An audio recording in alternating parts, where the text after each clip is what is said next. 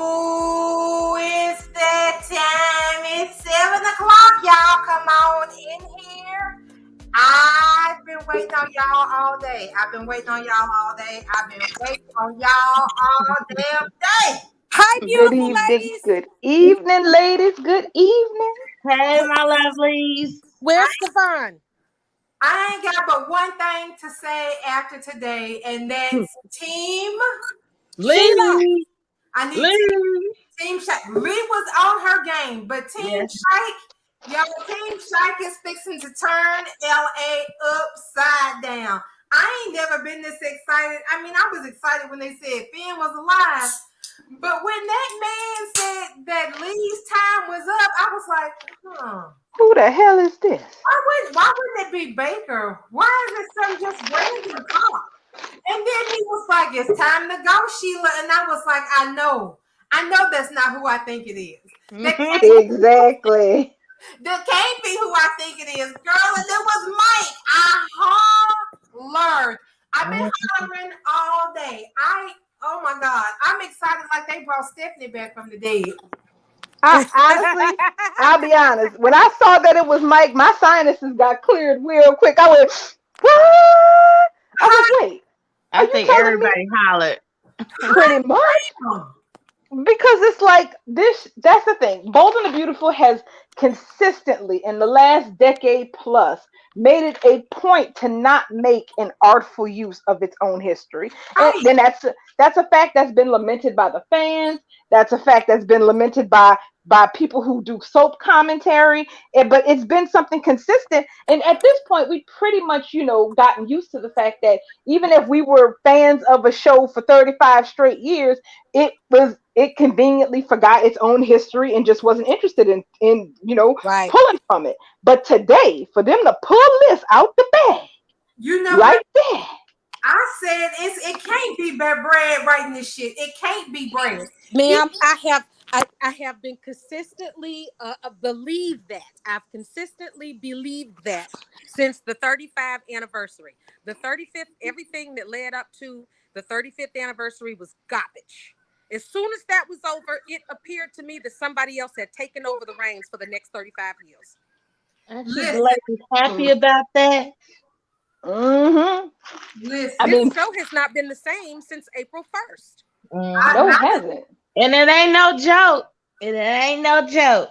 Now, And even I when they mean, go into boredom, even when they do get back into that boredom and that rickety, repeat dialogue over and over, at least now, the dialogue seems less repetitive and hmm more appropriate. So it's still hmm repetitive, but it's not the same exact repetitiveness on and on. They're adding a little bit more relative relevance, even like Brooke's realization that Ridge was right all along. They didn't hmm try to gaslight us into thinking that it was something different. She literally went back and said, yes, he was right all along. I should have seen it. I never listened. So even with the crap, it's still the crap is coming out better. the crap is better than the crap, the days when things seem to be down or slow. Even on hmm those days, we're getting something. Whereas we had days or months or whole seasons where you really got next to nothing. Right. And that in itself is spectacular. Now, one thing I wanted us to cover tonight was that, and it's why I tweeted what I tweeted, which is that quite a few of our newer viewers have no idea how significant it is that Mike has been drugged into this story. Girl, I had so many people asking me, who is Mike? Who is Mike? Y'all better come to Ex- this yard and get this learning. Because I'm not gonna get exactly. 5 million replies trying to tell everybody who Mike is. Either follow me or get in this yard with the rest of us and learn the history of this show. I What? tweeted a few YouTube videos of or So did clips I. of Mike and Sheila in the past. I didn't even add anything to it. I just shared it. So anybody want to clip over to Sam I am or whatever my Or name is. or you can clip over to me because I figured I got lucky. And I figured that the best scene to introduce Mike was the Sheila, Mike, and the Doberman in the basement of Forrester I scene. was fixing to say she had that dog ready for him. Yes. I sent that one to my Mhm. page as well. I can't believe that was the first one I sent as well. Wasn't it magnificent? Yes, it truly was, because that the was best one to show yes, it who the is. hell Mike is. Yeah. Mike, exactly. And somebody has said, well, this is the thing. Mike is Sheila's accomplice, her second banana. On back in the Her day, henchman. That's her her henchman. henchmen. Her henchmen. See, these days we don't really have soap villains like we like to think of them. So we really don't have henchmen. We are so far from the days of Stefano and Dr. Rolf that it ain't even funny. Which I always And consider I one asked, of the was we best. finna get Morgan and Tom again? Like, come on, I'm ready for all this. Ready for everybody to come. Exactly. I'm like, yeah, where Morgan and Tom at? Bring them up next. So Mike has been Sheila's ride or die since the early 90s. He was the first person to figure out that Sheila screwed around with Bridget's paternity results, changing it so it would say that it was Ridge was the father instead of Eric, because she was trying to keep Eric at the time, and him being Bridget's father was gonna screw that up. So in one of the funniest scenes of paternity switching I've ever seen in my life, Sheila's in the lab getting ready to actually switch up the results. And you know how you have a little centrifuge where you have the bottles of samples in it? Well, she was about to switch it, and Mike's happy ass walks in the lab messing with her, and he just spins the centrifuge so that she doesn't even remember whose sample is whose. I remember that. That's just to get her out of being guilty. That's the only, so she could be clear for being at fault. Well, no. She was there to switch them. That's what she went there to do. Yeah, But yeah. Mike spinning that centrifuge screwed her up because she suddenly didn't know which sample was Eric and which samples was Ridge's. So she just switched them and prayed that she switched them the way that she wanted. And it turned out that she did. But then Mike figured out that that's what she was up to and proceeded to decide to blackmail her with that information. And she decided to make him into puppy child with a Doberman. Only it didn't work out like that. And they came to a mutual agreement of, I got leverage over you, you got leverage over me. How about we work together? And thus, an evil friendship was born. I wonder if Mike was her first phone call. Like, okay, you need to get hired to the sheriff's department here because I need your friend. He was already working there. He was? Yeah, I don't remember seeing him. he just happened to be in the right place at the right time, girl. Oh, okay. Well, Mike was working at the lab. He was working at the hospital. I don't remember seeing him. I don't remember seeing him ever. Yes, Yeah. girl. Mike is always in the right place at the right time. Right. And his Every job, his time. profession is security, and that has been consistent. He's always been somebody's security guard. First at that hospital and lab, and then at Forrester Creations, and now at the jailhouse. And you know what? He's Yep. he's a better security guard than Charlie is. I was gonna Mike- say I want him to be Charlie's. I want him to be Charlie's big brother. Mike is the reason. Charlie and Mike go at it. Charlie and his humor and his funniness. I just love that character. I love Mike- that character. That's the thing. Because Mike used to be security at Forrester, I still remember to this day when James actually ended up was the one telling Stephanie that the head of Forrester Security was Sheila's friend. Stephanie was appalled. She was like, "How the hell is she friends with our security team?" Because that made Stephanie realize, you know what? A lot of shit that didn't make sense suddenly makes sense now. Right. Because a But true Sheila the villain. one hired Mike. Exactly. But they never put two and two together and Right. realized that Sheila planted Mike in Forrester because they had leverage on each other. They never Right. made any connection to it back, because you know how it was back in those days. Every time Eric got a damn new spoogie, she had a job at Forrester. Every time. Yeah. Every time without fail. So they never put two and two together. So when Sheila blew up everything in her life, Mike was still at Forrester as a security guard, and nobody was the wiser that he was Sheila's man.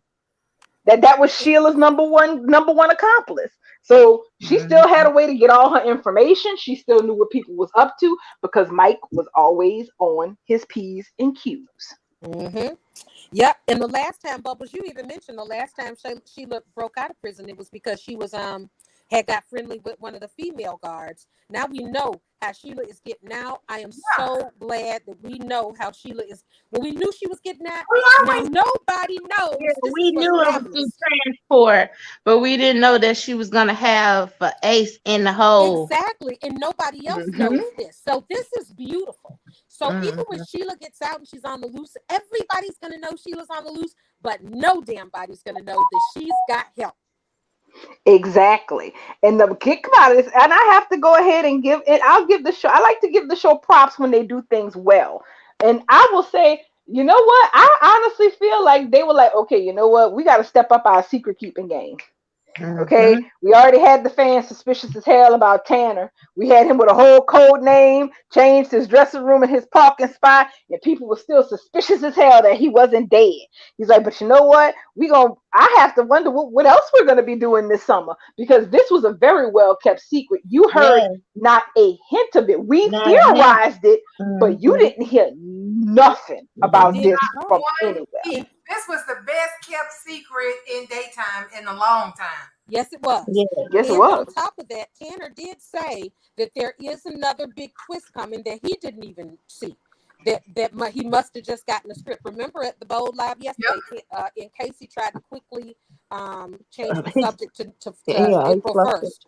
So I don't know if he's talking about Mike, but I hope it is. I hope Mike is the twist that's really going to turn this damn summer of sin into a summer of sin, also versus the summer of Sheila.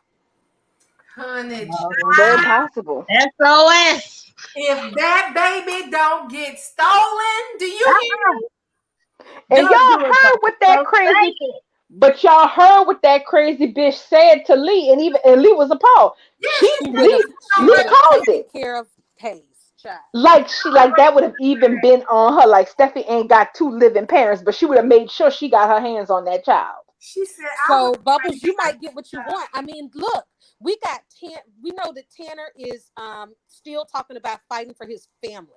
I mean, if Sheila gets out and they end up over there, because I believe that they are not announcing everybody that's going to Monaco. I'm sure that there's going to be other cast members going, that they're going to try to keep a secret. And what if Sheila ends her ass over there and does indeed kidnap Steffi and Hayes in Cali? Baby, wouldn't that be something?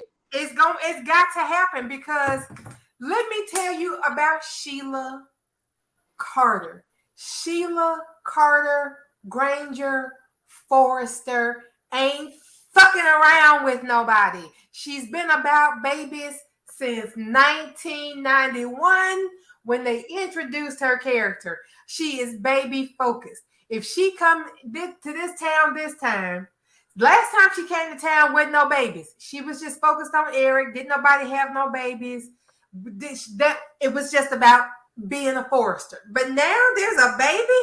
For being a Forrester, she wants that baby. That's her entire reason for existing, is getting a baby. And if she don't leave a sack of potatoes in a bed in the place of that baby while she makes her escape, I'm gonna be mad. I'm gonna be pissed off. I'm gonna be Kane Ashby mad.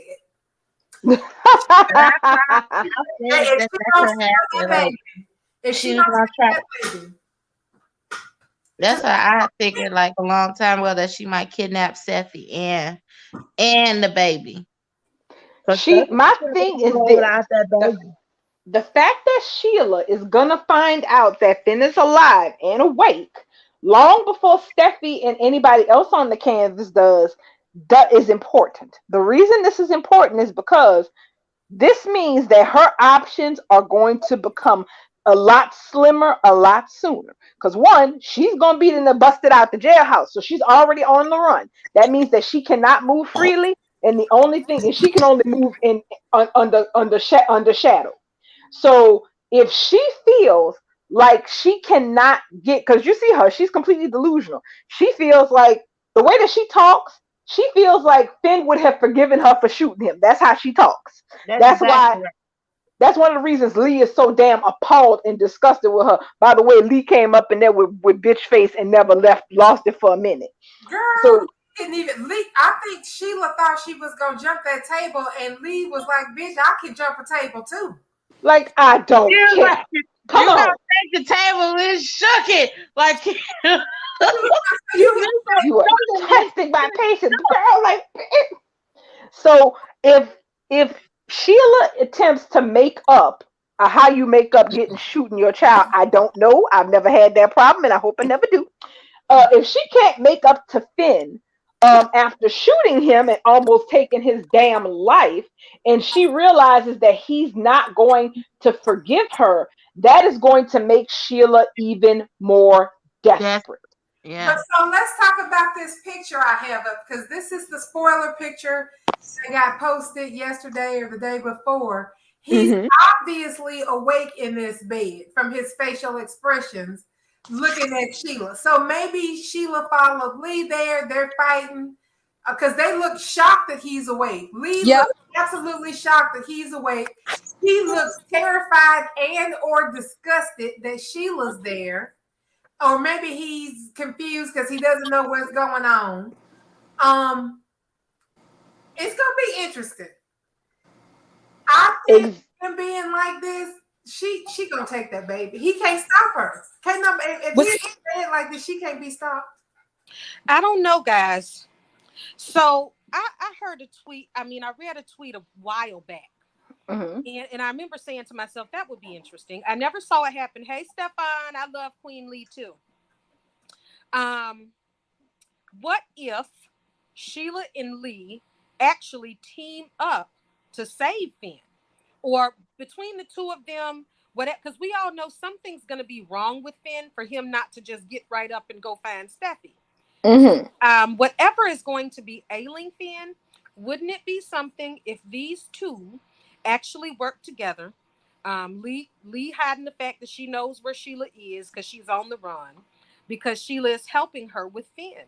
Do you guys think that is possible? It's possible because one thing Lee has been consistent. She has said consistently there is nothing she will not do for Finn. And if there is an issue with Finn when he wakes up that she does not think that she can adequately handle on her own, but Sheila, with all her years of nursing experience, might be able to help her with, she would, I can't say for certain that she would tell her to go to hell and call the cops. If she can save him from the graves of death, and I'm not calling that one. I don't know. It's hardly too much that she don't know that Sheila don't know. Like, what can she do? She hasn't even raised him. I think that it's going to be them arguing, and that's going to wake him up. I don't know about him. Yeah, that could be true that wakes him up. But what could happen that would make Lee say, I'm not going to kill Sheila right now. I'm going to keep her instead. Because this is what it looks like on this screen. It does like not. why has she not called 911 immediately? Right, because Lee has her back turned. He just woke up while they was arguing. So is she not gonna be able to just think like, okay, I need to call 911? Oh my God, my baby up. I've been waiting on you to wake up, son. Let's go. How you feel? Do you remember where you are? What's the year? But that's the thing.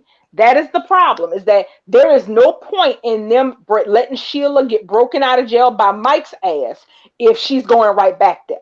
That's not going to happen. Something is going to keep Sheila out of the jailhouse long term. And that's where things look kind of shaky with her and Lee. Well, he's not dead. So the murder charge is going to fall. But the only thing is attempted against Steffi. That's going to be the pressing charge. But all of that stuff is going to take a minute, because for the murder charge to be invalidated, they have to know that Finn is alive. And Finn has a whole death certificate. So on paper, John Finnegan is dead until Lee basically, clues them in otherwise. So, and that is probably not going to be on her radar of things to worry about exonerating Sheila's ass. as soon as her son wakes up. So some circumstance, don't know what, is going to happen where Lee is not going to immediately rat Sheila out to the police. Plus, there's the whole disposition of Finn's memory, like Amaya brought up, which is the fact that we don't know what the hell he's gonna remember when he wakes up. Yeah, I don't know if We don't even know if to he's gonna do be that able to memory. talk when he wakes up. I mean, Right. we have no earthly idea of once Finn's eyes open, what we will have out of Finn. It's literally like a pod person. We have no clue of what we're going to get. And I think the realization of what state Finn is in when he wakes is what's going to turn Lee and Sheila into conspirators, into trying Reluctant, to get Finn reluctant partners. Exactly. Because Just to get Finn better. They got the same objective. They both love Finn. They just can't stand each other.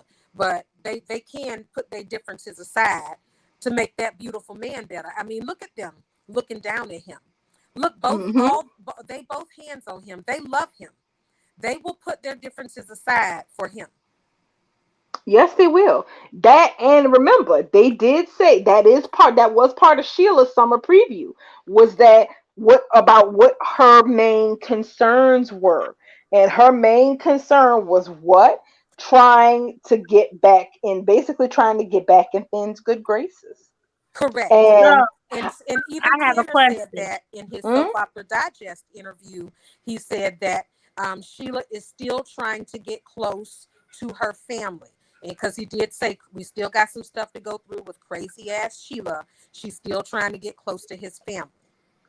Okay, I got a question. So, where does Jack fit into all of this?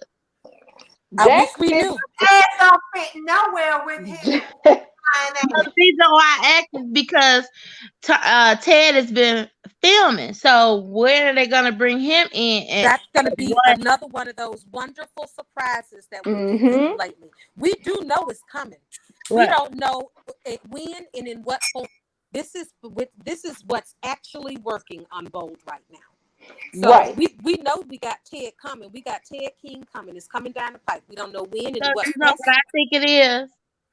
I think because Steffi mentioned it before she left. She said she's been talking to him, and he's a rat. So Steffi might be the one that get notified by my father-in-law. That's the thing.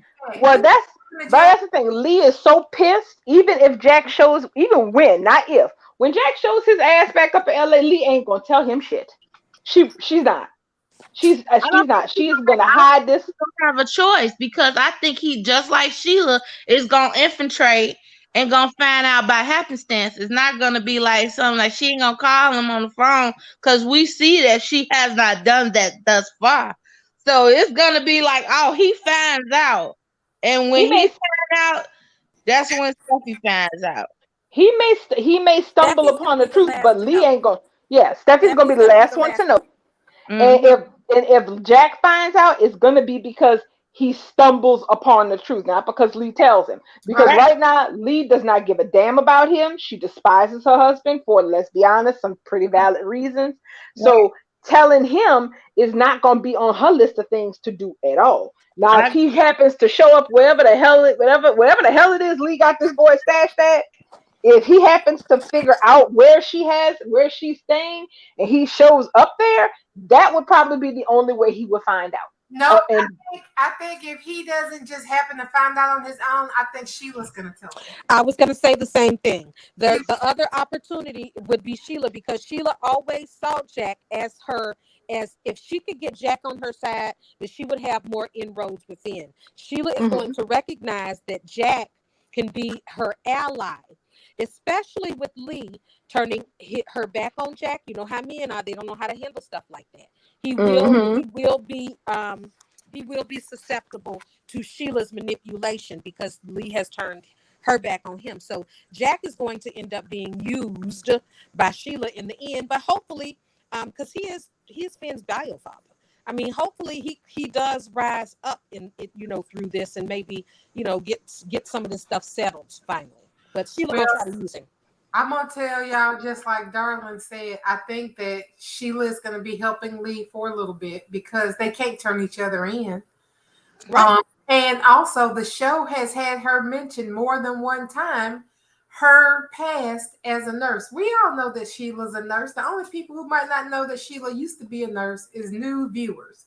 But Mhm. if you know Sheila's history, you know her genesis, you know she's a nurse. She doesn't have to tell us that. But Right. she told us that more than one time that she has years of training as a nurse. Mhm. And she knows how to take care of people. She knows how to read machines. We know she knows how to turn a damn machine off because she was getting ready to jack Steffi up. Yep. And she did something Mhm. to the machine when Steffi was confronting her in the hospital over Finn. And Right. she made those buttons go off. And plus, Kimberly Brown said in her Bold Live that she has been running lines like crazy with Naomi Matsuda. Remember? Yep. Yep, So that point her and that really does point to the fact that once Sheila's in that room with Lee and Finn, she's not coming out of it anytime that's soon. safe harbor. Nope. Exactly. That's her safe harbor. In exchange for her keeping her mouth shut about Finn being up there in that bed, she's going to stay there with Lee and protect, work on Finn and protect Finn. Now, I don't know how Lee could trust her.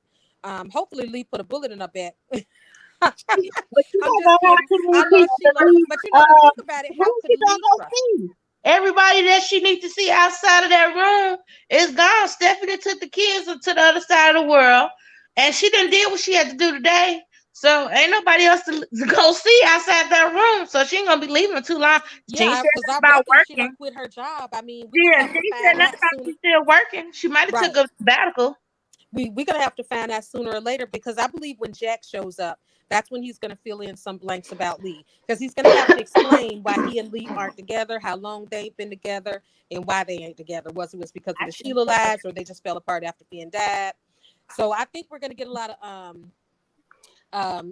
of questions answered once Jack does show up. But I'm just loving the fact That that doctor, that we that know. doctor was her cause who pronounced Finn dead and had that was her colleague. That's Yeah. probably gonna contact Jack and say how she doing. We haven't heard from her. Is she Right. doing okay? And blah blah blah. And that's gonna get them Right. back.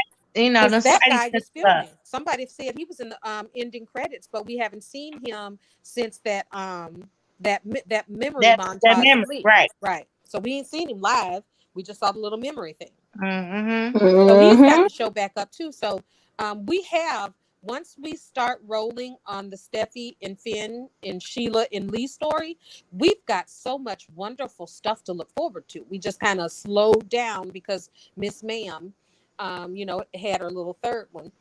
Mhm. And, But and then Mr. Calling Man is going to have his second one. So it's going to drag out for a little bit until it really hits it. But wow, we got some but good stuff to look forward yeah, to. I'm actually okay with that because it has just been so good. I mean, like even outside of what was happening with Sheila and Lee, which was just powerhouse stuff, the stuff that was happening elsewhere, which was not nearly as dramatic, was still interesting. Because I'm sorry, I was killing myself laughing at Grace. I'm like, Grace, please, this is embarrassing.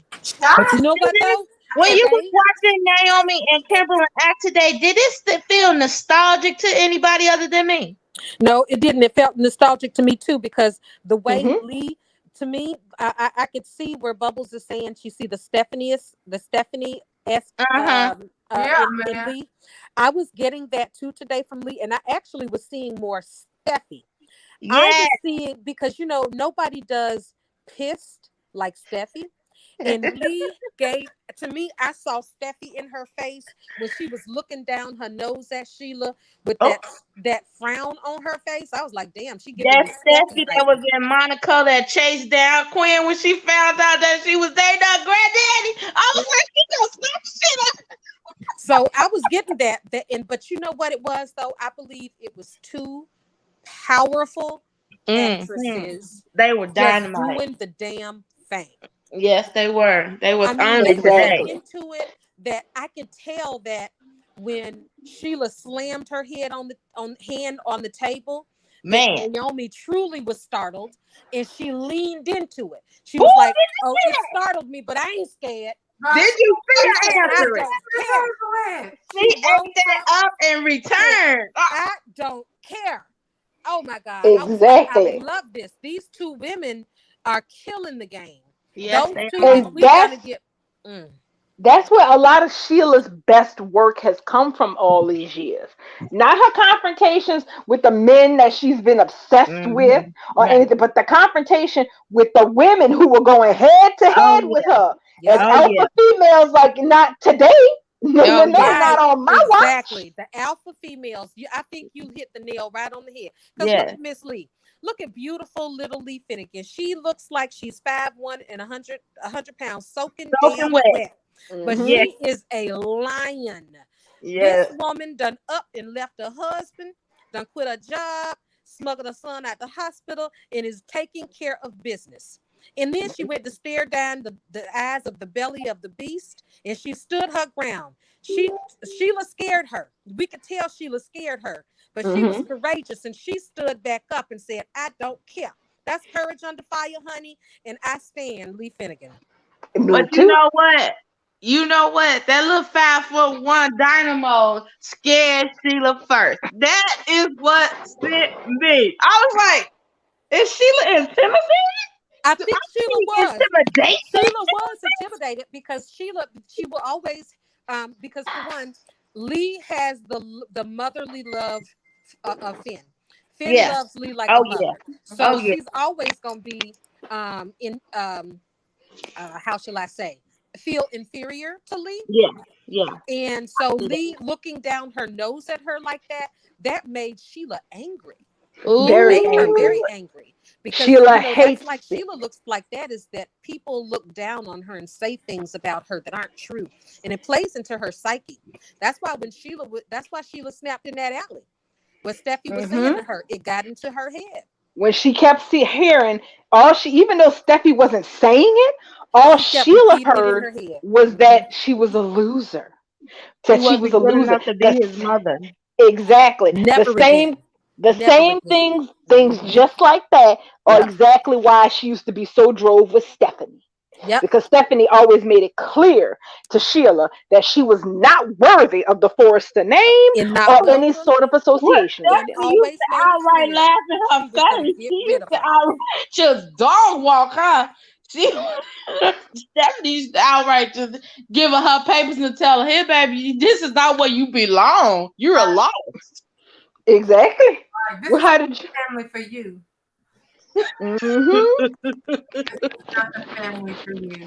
I know you got lost coming from Genoa City, sitting over there, grifting them damn people and setting your mama's house on fire. But this is LA love, and I'm the queen bee up in these parts. You gotta take that shit back to the Midwest. We're not doing that Pretty here. much. And if I'm not, and if I have to, it's bad. Basically, Stephanie was like, "It's bad enough. I got to deal with these low down ass valley bitches. If you think I'm putting up with you too, that's basically what Stephanie's whole attitude was. Was like, I have enough on my plate. I have to deal with them. But if you think I'm dealing with some crazy shit from Genoa City, oh no, we are not doing this Well, today. we all know that Stephanie is the Midwest girl too, born and raised in Chi-Town. Yes, she is. She just can't get a handle on people coming in that ain't worth her time. And that's what it was.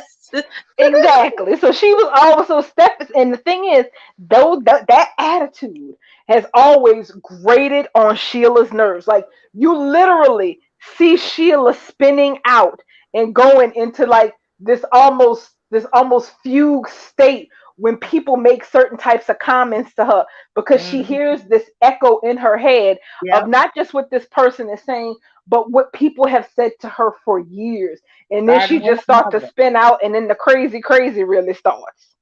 That's because that's all she hears her mother in the background. You know, the undertone of what her mom said about her and treated her like. So that is what I want. I really enjoyed that part of Sheila when she spazzes out and she just goes into full throttle. That's when we get the best Sheila. Yes, it is.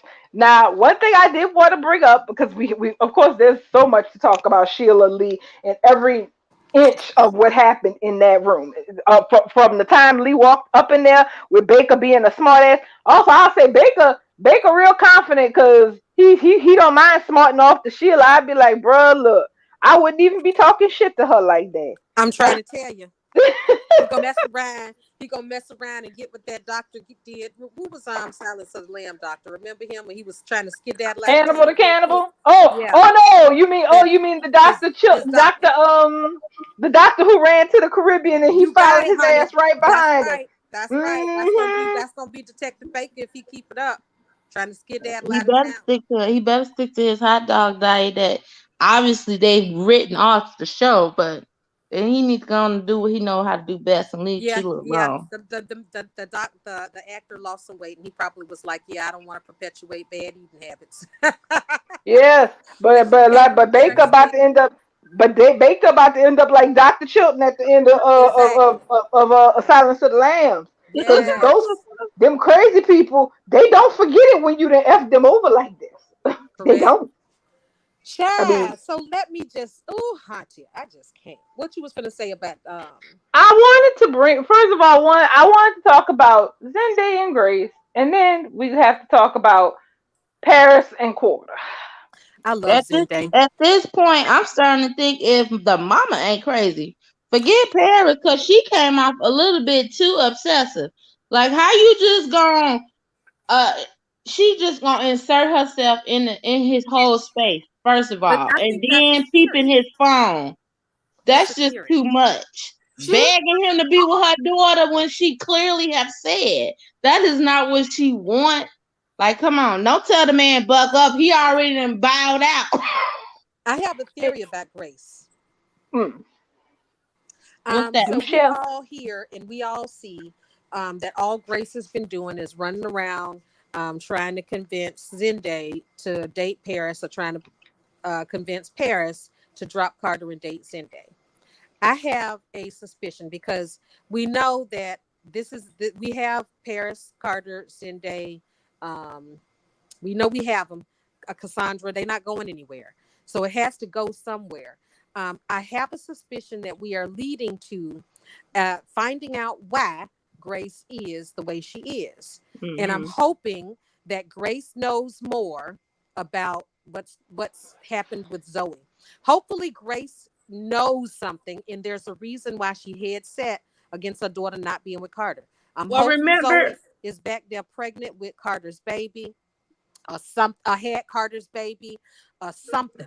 I have you remember she said more out she of said today. I'm sorry, go ahead. yeah, I'm just saying that we've only seen Grace basically do those two things, push Zoe to Zendaya or away from Carter, and hopefully it's going towards Grace having more information that really she basically having a reason to not want Carter with Paris. Hopefully it's Zoe related. So that's all. Exactly. She doesn't have all the information, obviously, because she's still blaming Carter for their relationship failing or breaking up, and whatever information she got is lacking. And Zendaya was like, well, I don't know nothing about all that. I don't know about that, but all I know is this one right here, this Paris, no, it's not gonna work. But I feel what you're saying. And that's the thing is that, okay, we understand. I mean, there's always going to be parental bias when it comes down to an ugly end to your child's relationship. Unless there's something absolutely flagrant that happens, they're almost 9 times out of 10, a parent is they're going to side with their own child in this. Now, we know, even from our perspective, we know that, yeah, Carter technically didn't cheat on Zoe because they broke up. He started having an affair with Quinn, but then he proposed to her again to try to get himself back on track, only for it all to blow up in his face because it came out that yes, him and Quinn had been screwing around. So the cheating allegation is so technical, it's not even funny. But Grace is dogmatic about this. First of all, I don't agree with much that comes out of Paris' mouth, but Paris said it herself when she apologized to Zendaya, as she should have, which is that my mama should not be getting all up in our business like this. Because Grace because Grace shouldn't. She's gone from just trying to get her daughter to see reason and make a better choice for herself to actively putting her hand in trying to put her hand on the steering wheel to control the outcome. So far she struck out everywhere else. She can't control Paris.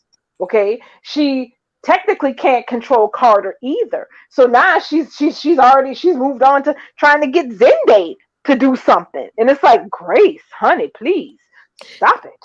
Yeah, that's this story. To be honest with you, it has literally gone around the barn a few times, if you ask me, in the logic of it. And I mean, we know this is the way Brad Bell typically does things.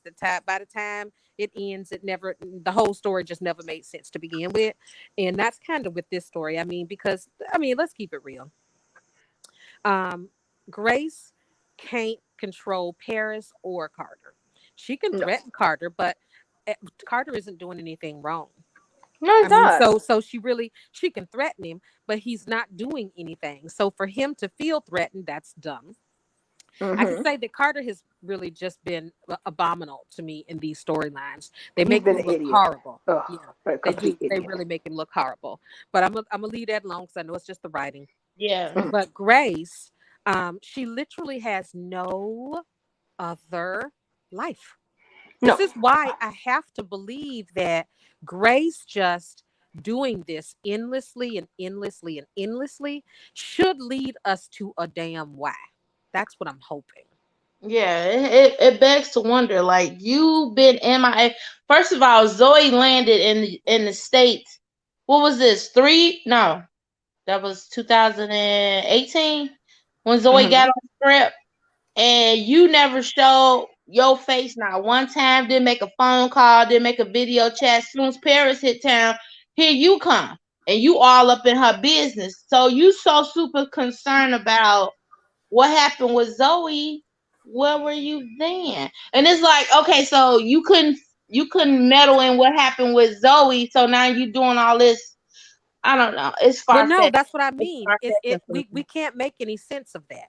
So that's what I mean. The only thing that can make sense is that we find out why she is here doing this. I mean, let's be honest. Why is Grace here, and why is this all she's doing? Right? Paris is more broken than Zoe was. Yes, I believe. I would say so. I believe that. I would say so. I agree, because it seems like Zoe has. Paris always wants the man that she don't have, because Zendaya wanted Zoe, and Zoe wanted Zendaya. But then Paris had to have him. Yeah, she wanted men that are in love with other women. And she didn't want him anymore. She didn't want him. Thomas wanted her, but she had no time for Thomas because Thomas was single. Now here comes Carter that's literally rejected her. Literally said, we need to end this, and she can't let it go. So Paris is a problem, but I'm hoping that we find out the real deal with Grace, because I'm more interested in Grace than I am with Paris. I see the actress today. The actress is beautiful, and she's warm, and she's talented. I'm more interested in Grace than Paris. I wish that we find out what's going on with Grace, and whatever it is, it sends Paris the hell away, and we can keep Grace. You know what? I think she sees herself in Paris. And I'm going to go out on a limb and say that maybe she was Paris once upon a time. And she got involved with a man that her sister was involved with. And she ended up married to Reese. Because remember, she said when she married Reese, she never expected that her life would be what it was, or they would end up, or their marriage would end up like it did, something like that. If we go all the way back, she was giving Paris some sort of cautionary story, using herself and Reese as an example. And we just think it's because Reese is a baby trafficker, but no. She's talking about going back to when she thought that Reese was gonna be everything, and just like Paris is sitting up here all wanting Carter, maybe Reese didn't want Grace either, and she wore him down because of her sister, or maybe she had a trap baby. Well, remember that Grace, and this goes way back. I don't know if anybody made the connections, but every so often I like to pay attention to the dialogue because I'm hoping that there's a purpose for it later. And I'm thinking way back to a conversation that Zoe had a long, long time ago about her father and about why she had such issues with him. Remember, she talked at length with Xander, if I'm not mistaken, Yep. about her father always having financial trouble and about how they never had enough money for anything, or her father would basically like pull disappearing acts for long streams of time and then show up with presents, etc., etc. But then you find out the bottom's about to fall out of everything. Yep. So that was so that if that part of her dialogue wasn't just something they threw in to try to make the audience sympathize with Zoe at the time, because that was kind of the point of it. If that remains true about Reese, then that gives a strong indication to the fact that the Buckingham's marriage was troublesome long before Reese, took the final step to being a damn baby trafficker. Obviously, he had a gambling problem, which is how he ended up being a damn baby trafficker to Right. begin with. And think about it. How the hell you sitting up here having a gambling problem and you and your wife is a doctor? But they been separated. They were separated long before the baby switch. Right. So, but the thing is, his habits or whatever the hell it is he was into that were probably what ended the marriage. And Yeah. you're right, and I think you're right that Grace looks at Paris and she sees her making mistakes like she made. Cause look at her face in this picture. It's like shit. I can't let her do what I did. She looked. Did you see that shake that she did? Like she just shivered. Like at the end, like she had to hold back the spirits. The ancestors was going to take over. She was So, like, guys, I just don't think that that is going to be the explanation, because they're not going to take the time to tell us a story about why Grace don't like Carter, because we don't care about Grace like that yet. They're not going to go down that road. I'm hoping that whatever is going on with Grace has something that's actually going to be a story. I mean, they're not going to tell us about Grace's what's in her mind. They're not going to do that. Mm-hmm. It's just not going to happen. I hope they do show us though that Carter has a son. How many times has Carter said he want a family? Since he since he saw his brother marry and had a I baby, mean, he wanted well, Marcus, but Marcus got a family. and he made something really clear to Quinn that Exactly. you know without a doubt that I am the one, that you are the one I want in every circumstance, in every possible way. You are the one that I want to be with, and I have to accept that I can't have what I want. So I'm gonna have to settle for what I can get, basically. But he But has it's still but giving said him what he wants. one of the things that he says that he wants is a family. Hmm. If I'm hoping and praying, Grace knows that Zoe had Carter's baby. She's been heartbroken, and now Grace is down here, and she sees her other daughter is about to get in the entrapped with the same man that got her daughter pregnant and left her, or whatever.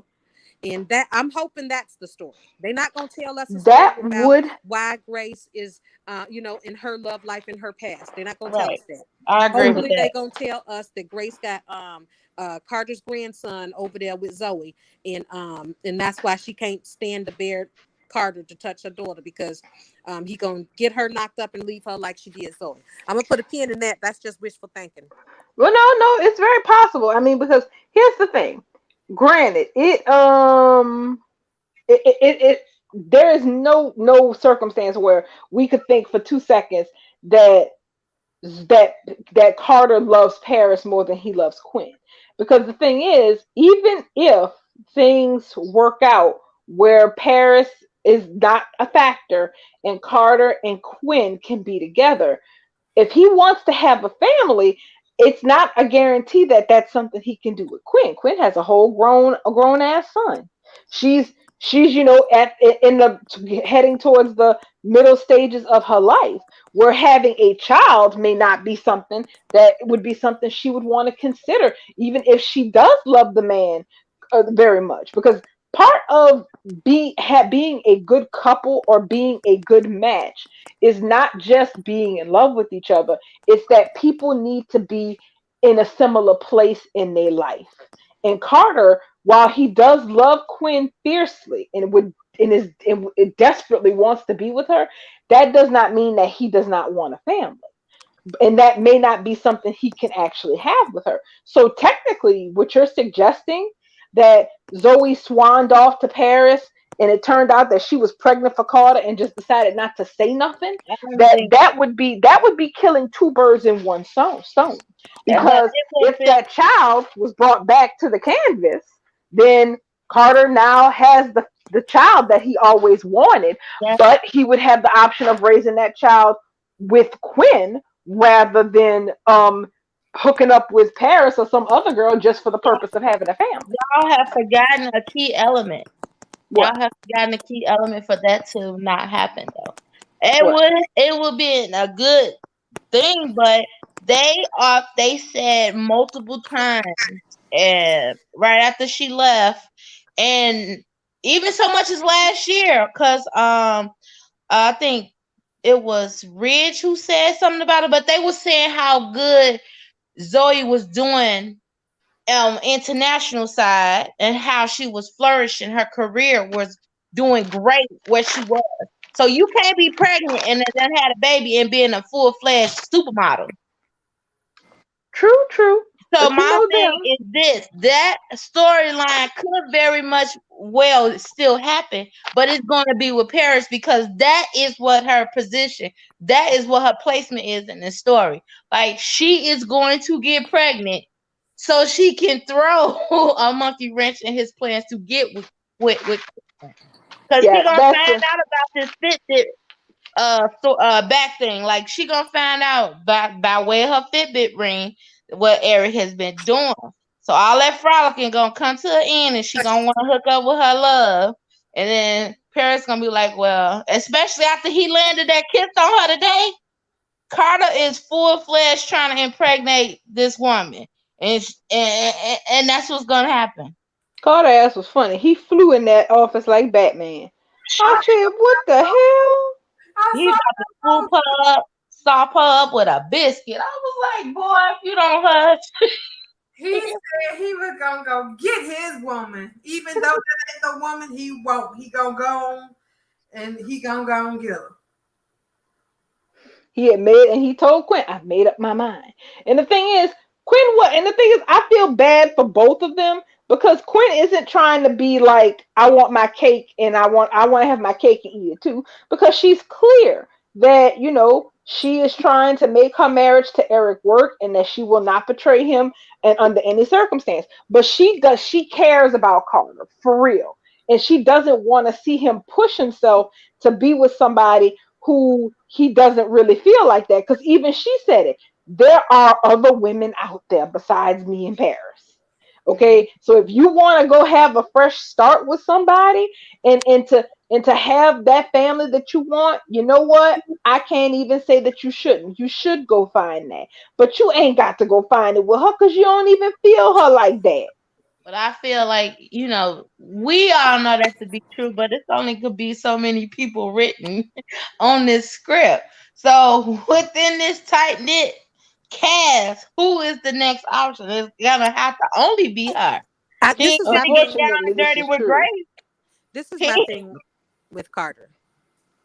Um, Carter is a mature, successful, attractive man with a genuinely good heart and outstanding morals.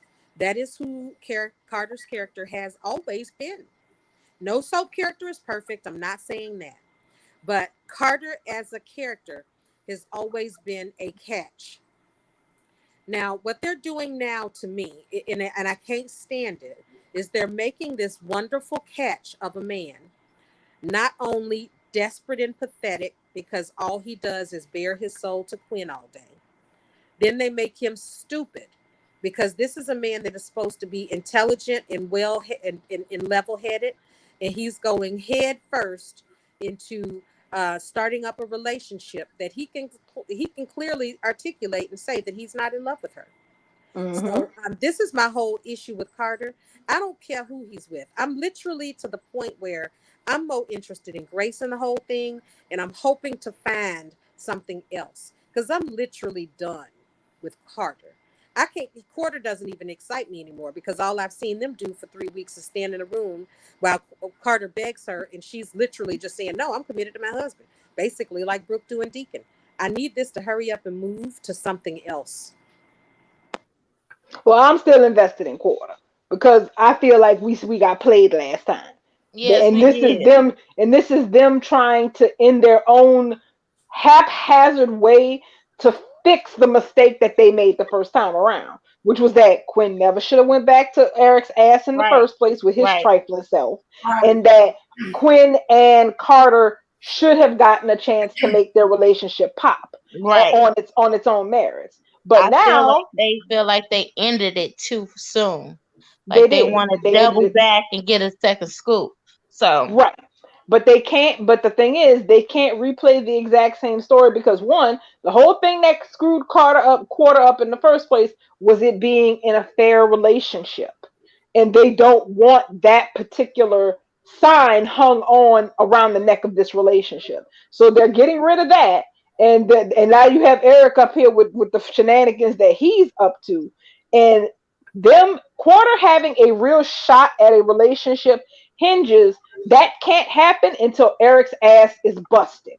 That much is really, really clear because Quinn is determined that she's going to be a good wife and that she's going to justify Eric's faith in her. So until she knows that her husband is a faithless POS, she can't act or do any act on her own feelings or her own emotions for Carter. And that leaves him in this odd place of, not being able to have what he wants, but also like Carter, he's stupid. I love him, but let's be honest, he's impulsive and he's dumb sometimes. All that pretty all that pretty of his is hiding a whole lot of dumb. So he's thinking, I just need to go ahead and move forward. I need to do this, that, and the other. Only for by the time all of this comes to a head, he's going to be ready to make his forward move right when Quinn's entire marriage disintegrates. What I'm curious about is this: if Carter and Paris are going to get married, like the previews indicate, and we have no reason to think that they're not going to play out just like that. What happens that shuts Grace's mouth? Because how the hell are we going to get to a wedding with her carrying on like she did today? Darling. Did you see? She said Ricky's posting spoilers. Oh wait, hold up. Oh wait, hold up. Find out about Eric and Donna. I knew it. Hold on. Wait a minute. Okay, we were wrong then. It says that Hope finds out about Eric and Donna's shenanigans. Can you call that girl?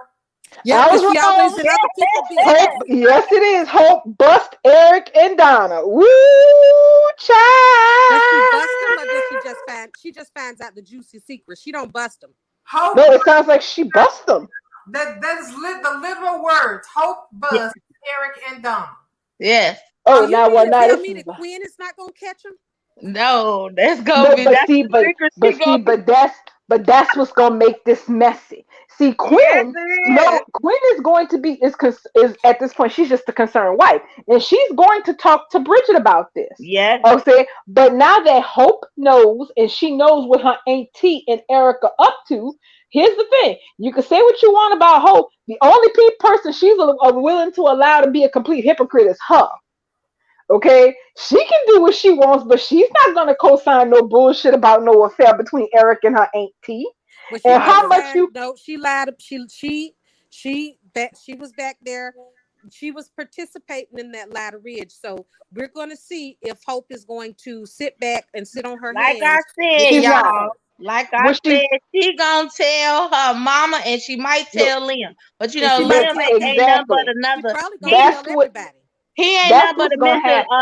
Logan girl anyway. So They Mhm. gonna powwow in the living room again, probably, and she gonna get to spilling her beans. That's what I found out about Aunt Donna. Yeah, Hope and that's then yeah. Brooke gonna feel like she got one up on Quinn and gonna go sniffing around the mansions, laughing and trying to act like she high and mighty, and that's when No, he gonna. no, no, no, no, no, no, no, no, no, no, no. Brooke is not gonna do that.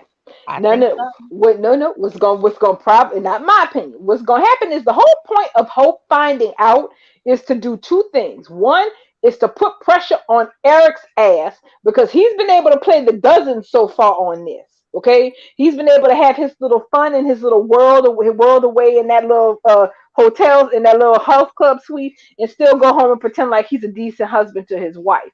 But now that somebody else knows what he's up to, that fantasy, that little pretend game of his, it's done. So one, Hope knowing means Liam's ass is gonna know, okay? Because Hope can't overhold ice water on her chest. That is a fact. There is not a secret that Hope Logan could be exposed to that she won't tell her husband. So she's gonna have two problems. One is she's probably gonna tell Liam, and once Liam know, God, you might as well just call Perez Hilton as far as I'm concerned. So if she tell Liam, somebody else is gonna find this out. The other thing is she is going to want to talk to somebody else about this. I don't know if she is going to, but that's the thing. She may not want to tell Brooke Well, because Maya said the script leak has Eric, Donna, Lope, Zende, and Brooke in a scene all together for something, and it's gonna be at Brooke's house.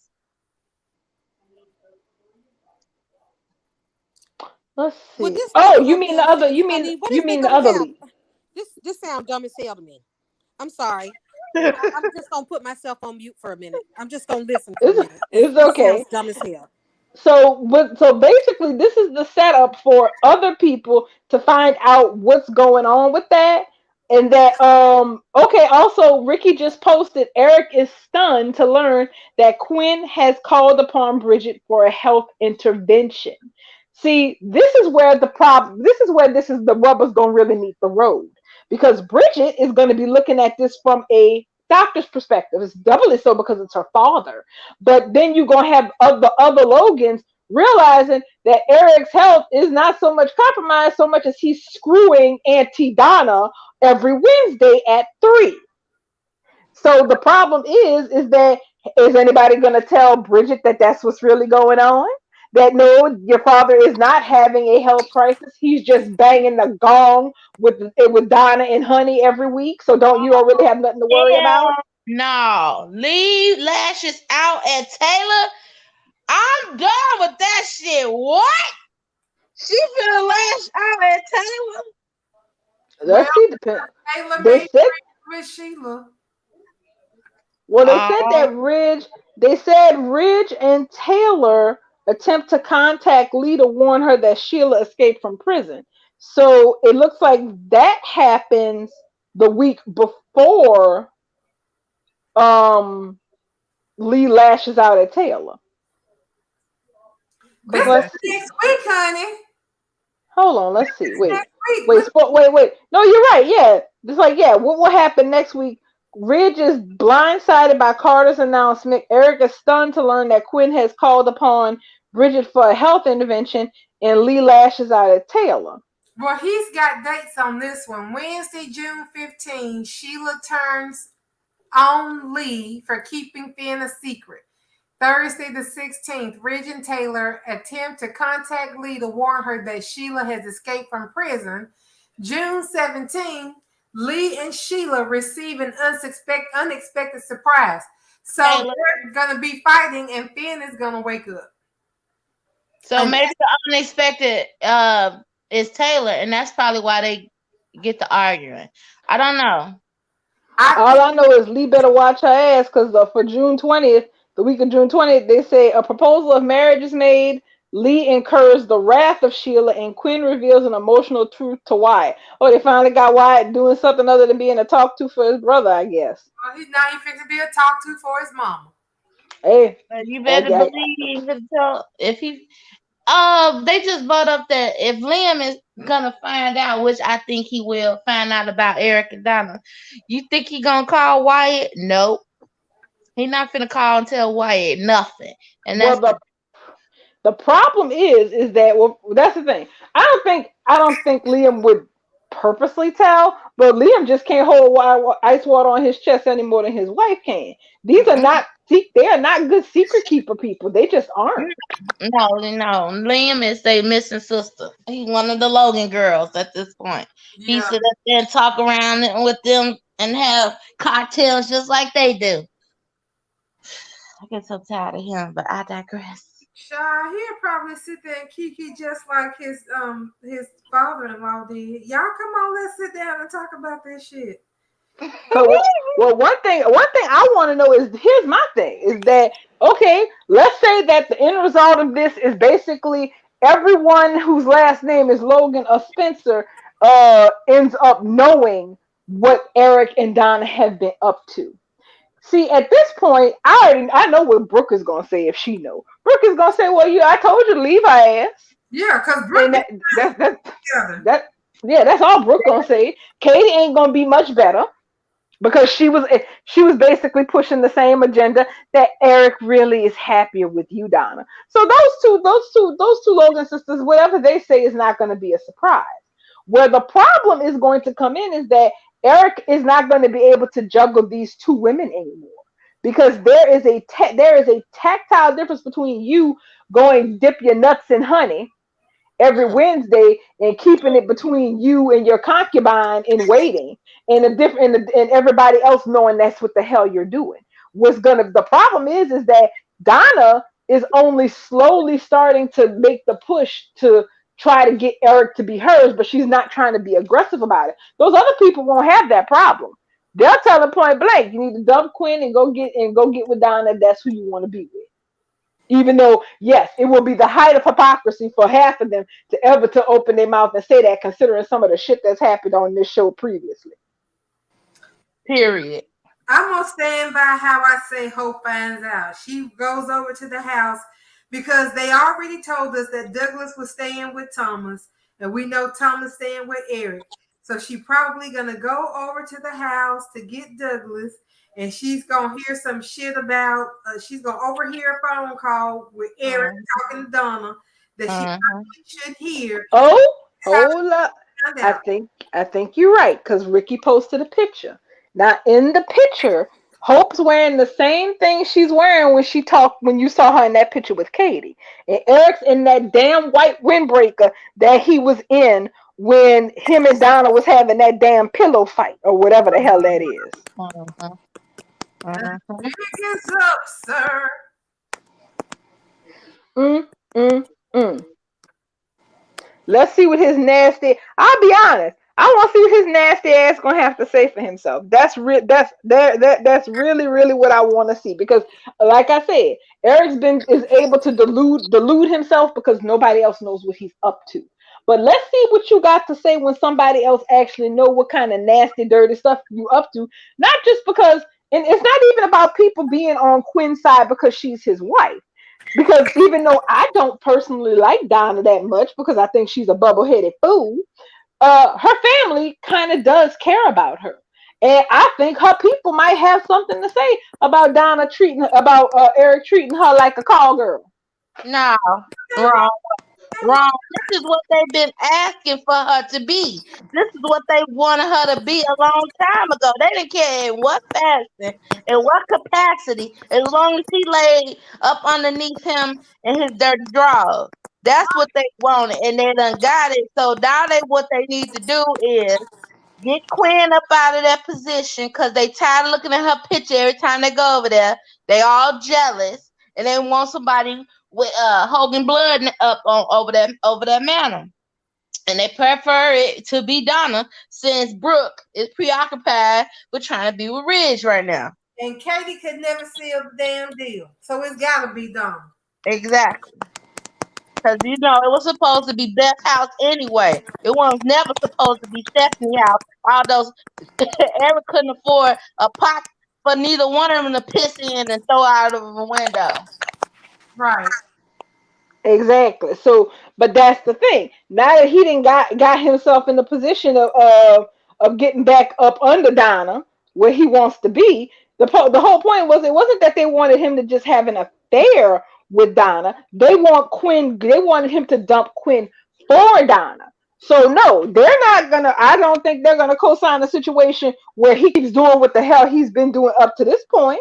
At this point, it's time for him to get rid of Quinn. That's where the issue of contention is going to be, for at least as far as I would think, because their whole thing, it wasn't that they wanted Donna to be the side chick. They want Donna to be Mrs. Forrester again. So him keeping both women is not in line with the long-term Logan plan. Trashy as it is. You Yeah. right. It's quite trashy, and that's exactly what they love to be, trashy. But see, she's pushing now. She's pushing now that she wants to be married to Eric. Why don't you? Mm-hmm.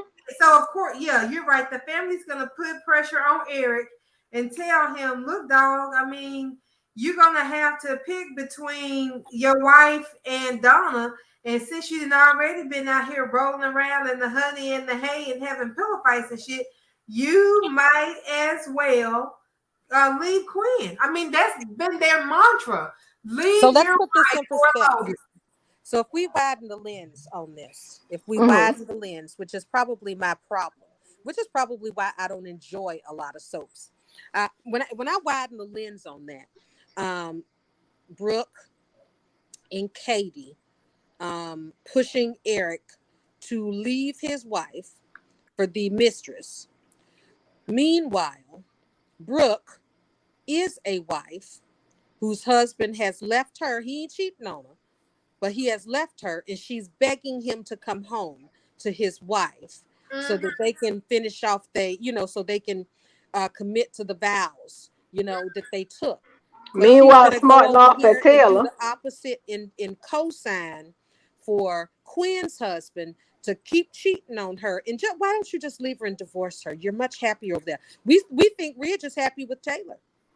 Because this that's is- the But it's hypocrisy. because nobody is supposed to be enjoy happier with some a of these woman that's soaps. not a Hogan.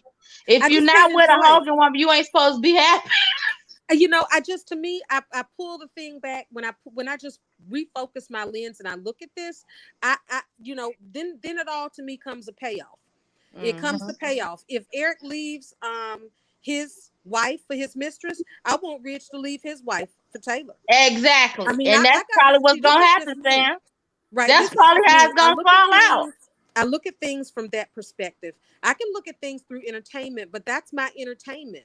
I mean, justice has to be served. I don't want to watch a show where serial killers getting off every day, right? Oh no, you're not, and here's the thing, you're not wrong, because the thing is that right there, Sam, is where the rubber meets the road. Because the thing is, that's advocating for the sanctity of marriage with your right hand, and then saying what marriage with your left. Because Exactly. because keep in mind, Brooke has been very pointed this entire time and been quite snooty about Taylor not recognizing the importance of Ridge still being her husband. Well, honey, here's the thing. You can't be Miss Moral Oral about marriage and ethics and shit like that when it's your marriage, but then say the hell with it with everybody else's, because as far as I'm concerned, that means that everybody's fair game. But that's how she's always been. That's how she's always been, you guys. Y'all know that. We're going to sit right here and we're going to watch Hope, Saint Hope, be the first to find out that Eric is cheating on his wife. And instead of Saint Hope rising to the occasion and doing the right thing and saying, hey, Eric, I know about it. And you know who I am. I'm the saint. I can't let it go. You either going to tell, I'm going to tell. But we're not going to get that. We're going to get all the Lakers girls sitting around chit-chatting and kiki-keying on Eric cheating on his wife while Brooke is hissing over here talking about Destiny and her husband being home. This is where it comes to the payoff for me. If that's what's going to happen, I'm going to need it to happen on both sides. And I'm going to need all the dominoes to fall. I don't want not just some half-baked shit, too. I want all of it to come out. I want all of it to be done. You very well may get it, because that's the thing. It's six and six in one side and 12 on the other. You cannot have it both ways. You No, you cannot can't. preach about the sanctity of marriage and how people need to respect folks' vows and all this other shit if all you're going to do is talk about how well Eric Quinn isn't good for Eric anyway, so it really don't matter no how. So she needs to just leave her anyhow. So and et cetera, blah blah blah. But wait, honey, it's not all that when it's your marriage. Okay, it And wasn't then all. It wasn't like that when it was Taylor. Making time with Ridge, which technically Taylor didn't do nothing but cozy up to the man with some Chinese food, and your ass was in a panic.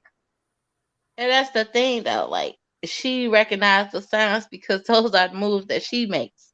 Those are the moves that she teaches and that she wants her daughter to make all the time. And it's not the point that they don't want people to respect the sanctity of marriage. It's the audacity that you don't think that you should. Like, are you kidding me? What I did, honey, that's because he's my destiny. Oh, honey, no, you Mm-hmm. don't understand. Liam was with Hope first. Oh no, see, you don't know the cadence of it. Let me tell you, that I owned him first, therefore he is mine. Not, but I think you came on script, little girl, and he was a whole husband, had a whole family with Stephanie. Can you explain that? And what about Macy? What happened with Thorne? And yeah. So don't get Yeah, me started. there's always 1,000 different excuses for Exactly. why it's not a bad thing if one of them do it. But see, Yeah. the thing is, but the timing on this, the timing of this is actually quite fortuitous. That Eric's philandering bullshit gets brought out, drug out into the open inadvertently, and it's going to put him in a position of he's going to have to make a choice. Okay, either he's going to leave Quinn and get with Donna, or he's gonna cut Donna off and be done with this. Because no, because here's the thing: with them finding out about this means is that there's no more pickleball at 3 on Wednesdays after this. Okay, he's not gonna be able to pull that on. They're not going to be able to make that work. Not now that Donna's people know that that's what the hell that they're doing in their spare time.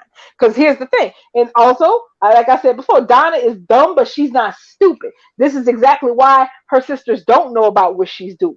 Because once they know what's going on, therein comes the pressure for something to be done. Because at this point, Donna may be making all the moves and saying the words of how I really would like to. I think maybe you should consider leaving Quinn, but she's trying hard not to lay on too much pressure because that's how you scare these men off when you decide, bitch. That's the best way That's to lose a sugar dad is put some pressure on him about leaving his wife. exactly. But you can't put too much pressure on them. You can't be too militant about it. You can't every time you see them, you can't be up in their face going, "Well, when you gonna leave your wife for me?" You can't. That's because as soon as the milk stopped being free, they stop milking the cow. Right. They So don't she count no more if they got to pay for it. exactly.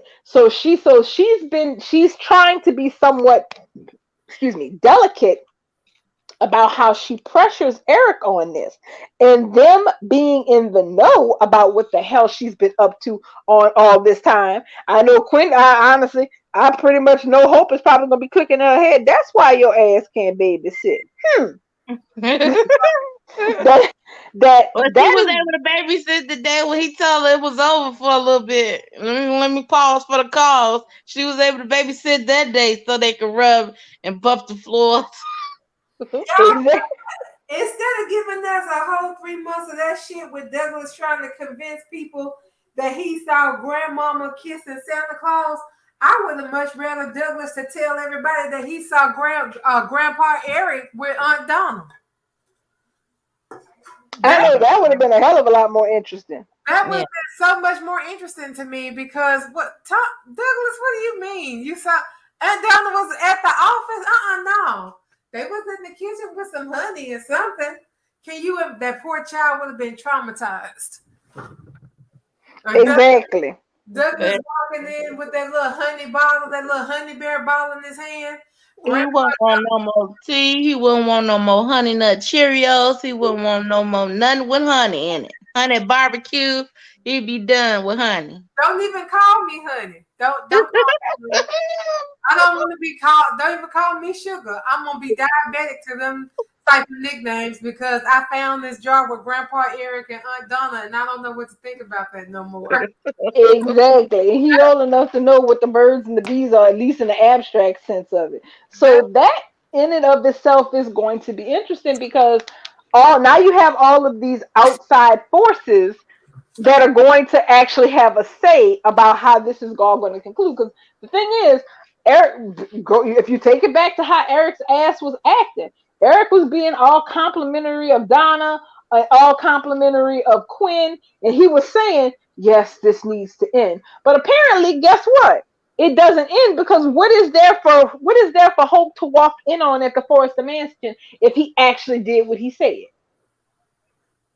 So she come up on something. She walks up on something. She overhears something or she sees something. But if you listen to Eric's sorry ass from the earlier this week, he was saying that this was supposed to be over. But we all predicted that was BS. But you know they ain't gonna give up nothing real fast, especially not no man. You know they ain't no Hogan's. That ain't in they playbook. Oh, he just saying he need a little break. So I give him a little break. And then I'm finna double down and attack him with everything I got in my arsenal. That's AKA Red Draws. She coming real soon. Red Draws. Bro. Okay, I'm back. That's what I call her Red Draws when she sit up there and she feel like she just got to put on some lingerie to get her man back. Oh my gosh. That is going to be a mess. In interest, hold up. Let's see. Hold up. Looks like we got. Okay, it looks like we have Tara posting some article. Okay. Once Sheila escapes and locates Lee, she's thunderstruck to see her son alive and comatose. It's not a sweet, touching moment. It's actually a shocking moment. To open the door and see Finn laying there and breathing is thrilling and overwhelming. She's not quite sure how to react because Sheila was devastated and crushed, thinking her son was gone. Now he's not. Once again, that opens a whole new world of possibilities with her son, says KB. The revelation leads to a major conflict for Finn's moms. Sheila does not like being left in the dark. Oh, Sheila, you can go to hell on that one. Sheila just wants to feel accepted and needed, and Lee turned her back on Sheila, and that is something you just don't do. You don't turn your back on Sheila. So there is a confrontation coming, and it's going to be a good one. Good enough to wake Finn up, it sure is. Sure is. You know what? They might be getting ready to rumble up in that damn room. Yeah. They He gonna gonna hear Kimberly fighting. when he first hears Sheila's voice, that means that he probably isn't going to have amnesia. Like he gonna hear her and be like, "Oh hell no, she up in here." Right, because look at his face in that picture. Remember? Yes. Let me show y'all this picture again. Look at his face. Look at that face. He looking like, what the fuck? I don't. What is this? This you got to get this woman up out of here. Now let's see. I'm so ready for next week. And this is all stuff that's happening next week.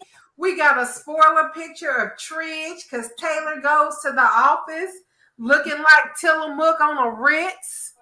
Mm-hmm. Looking good. Lord bless, just bless the wardrobe department. I'm so happy with them. They sure did her pretty up. Now let's see. Where is that picture at? I'm looking for that picture of the damn pillow fight again.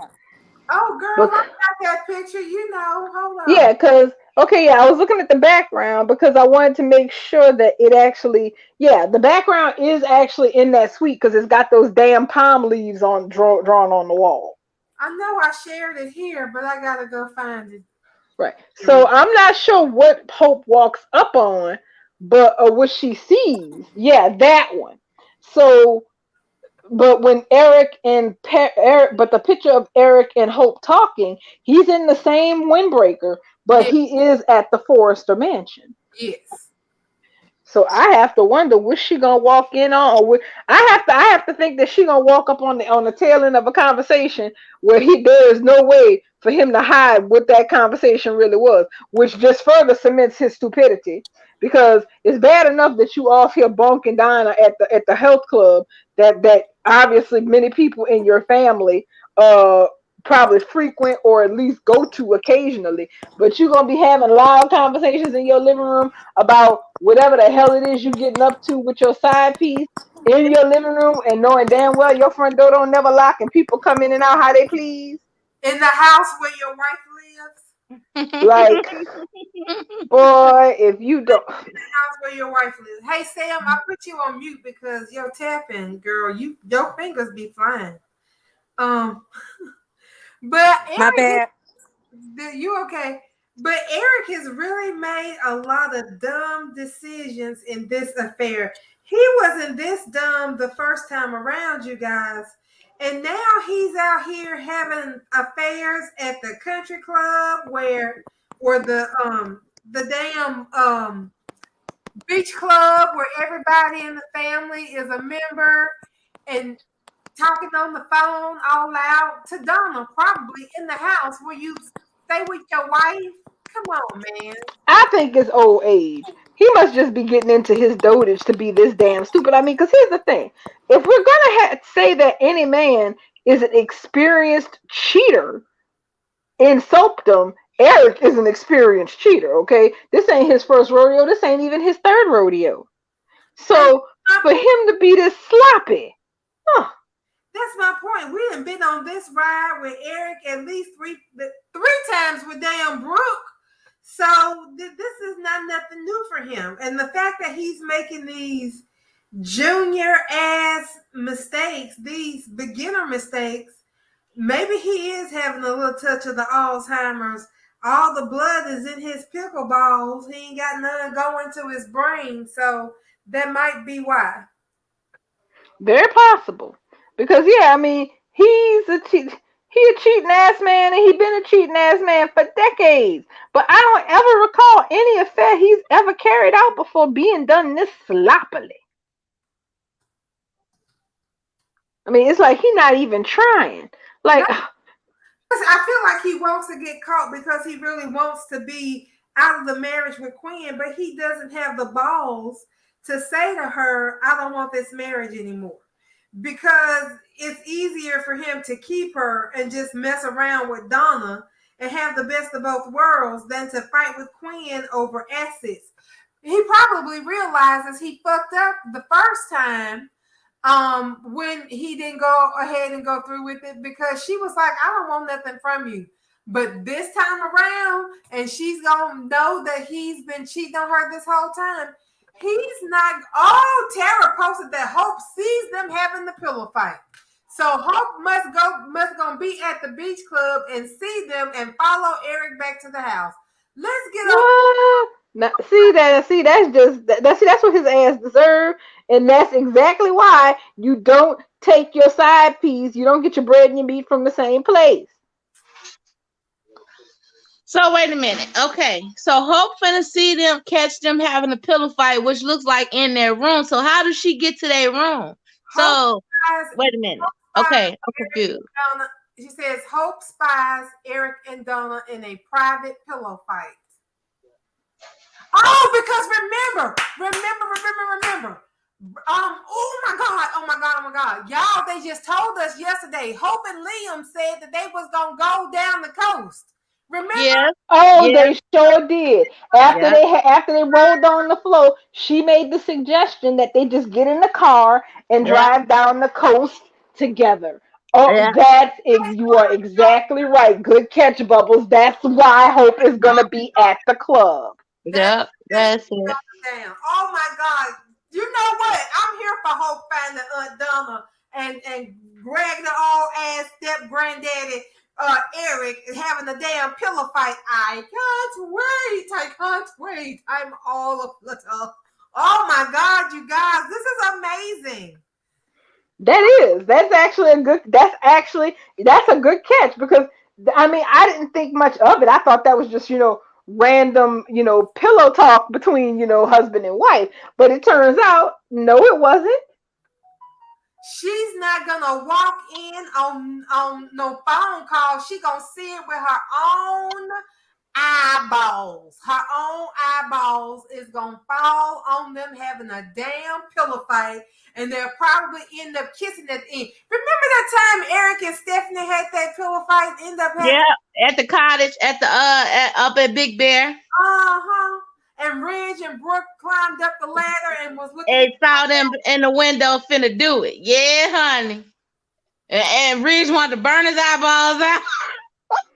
And also something else. I don't know if y'all caught it on the Bold Live with Tanner when I was asking about the similarities between what Stephanie did with Felicia and what Lee did with Finn, and he was like, he said really obviously like, that was a good catch, seeing that we are replaying some of the old storylines or something to that effect.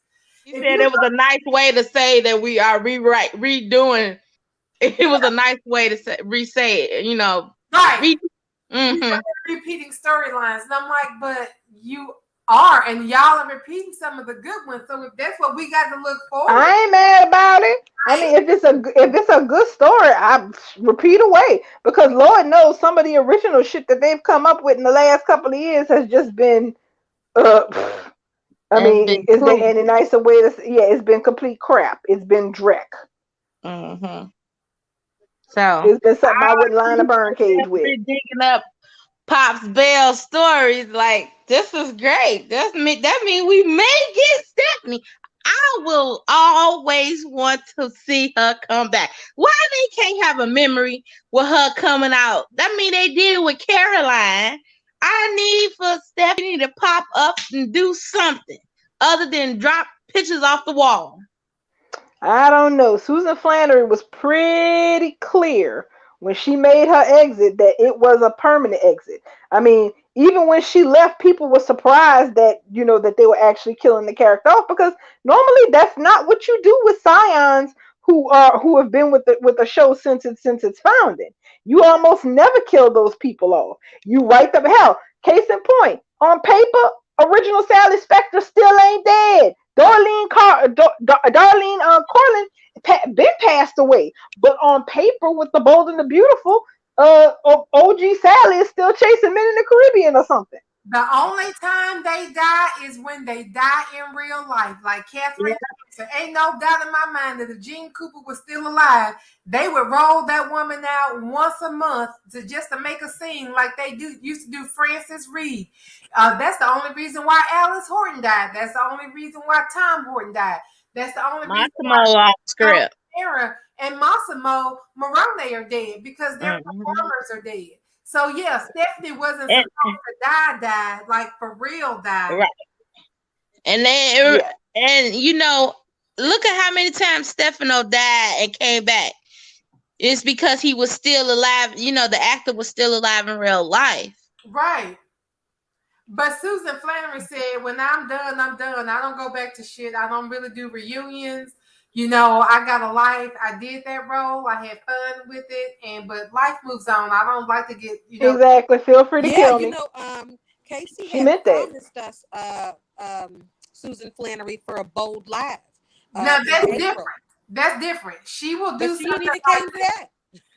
She did the one where when it was her and John and Catherine, and it was Ron. Yeah, I saw that one. But he was supposed to do one for us with just Susan. He promised it for April, and it never happened, and he ain't brought it up yet. So I don't think she's gonna try to do that. Now, was it supposed to be a regular Bold Live, or was it supposed to be one of those foreign events that they sometimes do? It was supposed to be a regular Bold Live, because we did see we all saw the 4. We all saw the Bold Live where the 4 did it. That was for overseas, and they posted on the website. But Casey promised us on Bold Live that we would be getting Susan Flannery, and it was slated for April. And I remember this because I remember the last Bold Live we got in April was Jackie. And I think that's why we got Jackie, because he knew we were expecting Susan. He said we were going to get Susan in April. Mhm. And we didn't get Susan in April, but we got Jackie the last Bold Live in April. But And he he hasn't brought it up since. said it's based on her schedule. She has to make the time for it, and Yep. And I don't think she's trying to make the time for it. Just like you said, I think she pretty much. I don't think she's Well, trying to make the time for it. I'm gonna be devil's advocate and say she just hadn't been able to do it. But you can't really say never. You never can say never when it comes But to she the one scope. said never. She the one said she Yeah, wasn't I gonna do know. it. People have the right to change their mind, especially for how long she has been gone. You know, so See, no. and that's the thing. It's not that Susan couldn't change her mind. It's just that based on what was going on the scenes, I'm gonna put it like this: the show was better written when Susan quit than it has been in the last few years, and she still quit. So Right. if she left because the writing was shit and that it wasn't going anywhere, and she was just like, you know what, kill me, I'm out. Y'all can keep doing this foolishness, but I won't. Then I would have to say, what has changed in the last few years to make her want to come back? Right. Maybe 'Cause she the- just got tired of the day-to-day, the everyday, the memorizing all those lines. That's a Well, heavy, I heavy don't know. commitment. I don't know. Part of it, and also this is the thing. Brad Bell, I mean, and I guess this is up to me still thinking that Brad is the one making those choices. Brad holds a grudge. Okay. Jacob, Hunter Tyler and Jacob, Whatchamajinky have pretty much Young have already pretty much confirmed that if you kind of sort of got on Brad's bad side, forget it, because he's not gonna he's gonna do exactly what wants to do, and he's gonna make you pretty much pay for it in the long run. So I don't know if Brad would have had the influence, even at his level in the game, because his family name still means a lot in the daytime arena. That if he wanted Susan back, I don't think he could get her back unless she wanted it. Exactly. And I haven't seen anything that's happened to make me think that Susan has changed her mind, or that the state of Bold and the Beautiful has changed enough for her to say, it would be worth it to come back. Now, would I love to see her back? Yes. But they'd have to figure out some way to fix, the whole she's dead from cancer thing and a couple other things. I'd love it. I just don't know if it's real feasible. But I would love it. I agree. I would love for Susan to come back. Even if she came back as a John Abbott special. I would love it too, but I take her at her word, because she was on Days of Our Lives and she said the same thing when she left Days. I love the people and I love the time and I love the work, but I don't dwell in the past. I'm not going to be sitting up here trying to get my character back on screen. When I'm gone, I'm gone. I take that as face value, because that's the kind of person she's been, like, forever. And now she's working with her foundation and doing all this stuff for nonprofits.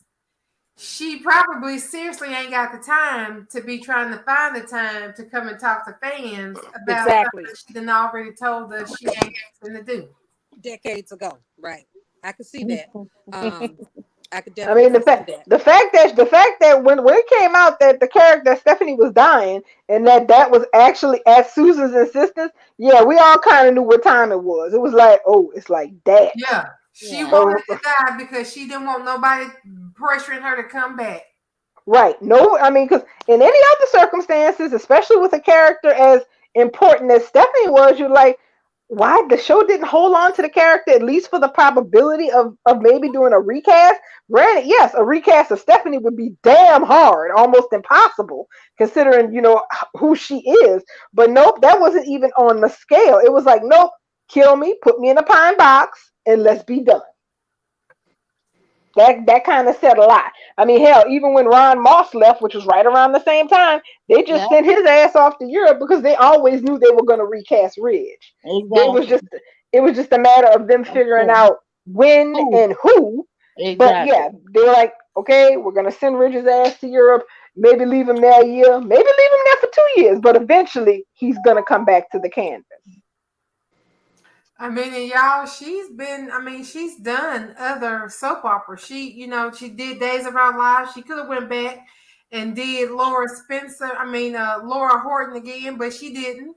And she was on Dallas for a while. I remember her being on Dallas. And then Bold, that was it. She was done. She's not gonna come back. And I would love if Casey could get her for an interview, but I believe him when he says he's asked and she said that she gonna make time. But saying you're gonna make time and making time is two different things. That's true. Exactly. Mm-hmm. You make time for stuff that you want to make time for. And Right. obviously she do not. Right. I She do. just- I do look forward to getting more out of Cassandra Creech, though. Grace's character. I think for some reason I like the actress. The actress is a great presence on screen and a great energy. I would love to see her do something. Well, we're going to be getting something because the whole proposal thing is supposed to happen on the week of the 20th from the looks of it. It's supposed So- to happen exactly on the 20th, according to these. I just read the date. I believe it's the 20th, and then one of the other spoilers says that Carter shocks Ridge with an announcement. That he married in Paris. I guess so, that he's marrying Paris, honey. So the 20th, that's a Monday, right? That's Mhm, not yes. this. So it's next Monday, Let not me this see Monday coming up. on the The actual- Monday afterwards. Ooh, 620 is a proposal of marriage. Lee incurs the wrath of Sheila, and Quinn reveals an emotional truth to Wyatt. That's all on the 20th. so Quinn is going to. And and you know how Oh. Bold and the Beautiful is. Once a proposal drops, we do Mhm. not get bogged down in long-term wedding planning. That is not how Nope. this show rolls. Nope, it Our might happen wedding Friday. Exactly. When the wedding proposal is rolled, the wedding is very, very, very close behind it. Mhm. They don't. Nothing is gonna that those. There's not gonna be a whole. Well, it'll be a fall or a winter wedding. And No, so, no, no, no, no, no. and That's so from not. today until the 20th, that's a lot of days in between. Not it ain't gotta be as far as soap days. It could be 1 or 2 days. It could be the next night. There's a lot of time in between for somebody to go and get knocked up. That's all I'm saying. Mm-hmm. So if the wedding is if the wedding is actually being if the proposal is actually if the proposal is actually is actually at the end of the month, then you ain't got to worry about it. That wedding is gonna be inside the next 3 weeks, definitely. Yeah. Oh, definitely. Like we said, it's gonna be within. It'll probably be within the week. It'll happen. The proposal will happen on Monday. They might get married Friday. It could very well happen like that. Hey, listen, Mm. the coast. Okay, y'all said the coast. That's where Quinn and not Quinn, Eric and Donna go get Spud have the pillow fight. Mm-hmm. Remember, Casey said that there was going to be a location shoot on the beach. Don't say what I was just getting ready to say. You fixing to read my mind. Say it. Say it. Right. I think I am fixing to read your mind. So it doesn't look. It looks like the location shoot on the beach is Quinn catching Eric and Donna. Yep. Because he said that Brina might be on the beach for this shoot. Exactly. And we were all thinking, sitting there wondering, why would Quinn be at the beach? The only people at the beach would be Steffi, because Steffi lives at the beach. and we were thinking that. But now Carter we and had Quinn's thought- wedding on the beach. Right, We were right. thinking Yeah, that but then we talked about the wedding too. Yeah. we were thinking that, but maybe it is. Maybe the beach location. 2 or for maybe, 1. Right. Maybe they're gonna have it at that location on the beach, and maybe Quinn is going to be at the wedding because Carter is her friend, and she spots Eric and Donna being hoeing, going into something or whatever, and the ish hit the fan. Maybe Carter walks away from the altar to see what's going on. Paris and Carter might not get married. I'm still banking on that she gonna find out about Eric and Donna first, and then she gonna pull a Brooke Hogan on Carter and Paris and bum rush them and tell them, you can't do this. This wedding can't happen. I object. Well, we pretty much sure that's gonna happen. Mm-hmm. That Quinn is going to try to stop the wedding. We pretty sure that's gonna happen. But this beach location, because we talking about the coast. Hope's supposed to catch them at the pillow fight at his club that must be on the beach. And Quinn is going to end up being on location on the beach. It looks like Quinn is going to catch Eric and Donna on the beach. Hopefully it's that ring. Hopefully that ring goes off with Eric having a heart attack. I'm not going to be satisfied until Eric have a heart attack for what he's doing. Yeah. And it ain't even got, like I said, it ain't even really got to be a real heart attack, because vagina will feel just like it just feels exactly just like a heart attack. So that ring will still go off if it's angina. I want him to have a heart attack, though. I want him to wake up in the hospital bed realizing that he just cheated death, and what sent him there was honey in a hoe. And I want him to think about it. I want him to literally think about what his obituary would have read with old man Eric dead, full of honey. Full of died on his hoe, like on Color Purple. Died on his hoe. Died on top of me. Eric has to suffer. I want him to suffer in all those ways. He's getting his rocks off. He got a loving, faithful wife at home, and he's cheating on her with a honey whore. I want him to pay in every way possible. I want him to pay in every way. He needs I like the way you think, because that means that my girl Quinn gonna get everything. Ain't no half. She gonna get everything. I want her to take him for what she entitled to as the injured wife. I want Eric to be laid up incapacitated show because his heart ain't hurting right. I want him to lose the honey whore because he ain't got nothing to give her. And I want him to be ashamed and embarrassed. I want Bill to put it on all the headlines and all his papers. It's not going to be right to me until he suffers in a horrible way. Yes, I'm with you with that. I want him destitute like he should have been. I want him to have a coronary and slip into a coma so that Quinn's medical power of attorney basically just lets her do whatever the hell she wants with his assets while his ass is under. Well, what's the medical term for a person who is paralyzed? They have full sense of their capacities, but they can't speak. Paraplegic. No, not that. It's another word. They can't speak. They can't articulate anything besides paralytic. It's something else. They catatonic? Can't. What you mean, aphasia? Like catatonic? He awake. I forgot the name, but that's what I want for him. He can't even. He can't write. He can't think on them little machines to talk for him. I want all. Yeah, you know what I'm saying? I mean, because it's just not right to me that he's sitting up here with his cake and eating it too. That to me isn't right. So if he gonna have all that, he's got to lose all that. I mean, how the nerve. You're gonna give first. That's why I said what I said about Brooke. Because then this give her another one up over on Quinn to come back and say, see, I told you. And you know, and I can just see it now. I know that's what's gonna happen. I know it. And you give her the one up again over your wife on purpose. This is on purpose. Because she said to leave your goofy butt. Instead, you tell her, no, I don't want to be alone. Please don't leave me. Please, I'm scared of the dark. Right, if he wanted out after she had the affair with Carter, he could have had out. It could have been nice and clean. That's what makes this whatever settlement that he gave her. But since he reneged and he treated her like trash afterwards, I want her to take half of his stocks. And that's the whole misogynistic part about it. It's because it was on her turn. You know, she was well within her right to just, do something then, but she just like, you know what? You walked in with what you leaving out with, and I'm leaving out with what I walked in with. I'm fine and cool. You couldn't be satisfied with it like that. And that's what it was. And I'm gonna need you to go ahead and get all this that's coming to you. Well, he gonna get his. He is going to get his because if he gets to keep Donna, I want him to keep her with a limp noodle. I want his and a pole house. I want that heart attack. And whatever medication he on, that's what they say. The heart medication for the men they pressure don't rise right. So I want him to be stuck with Donna.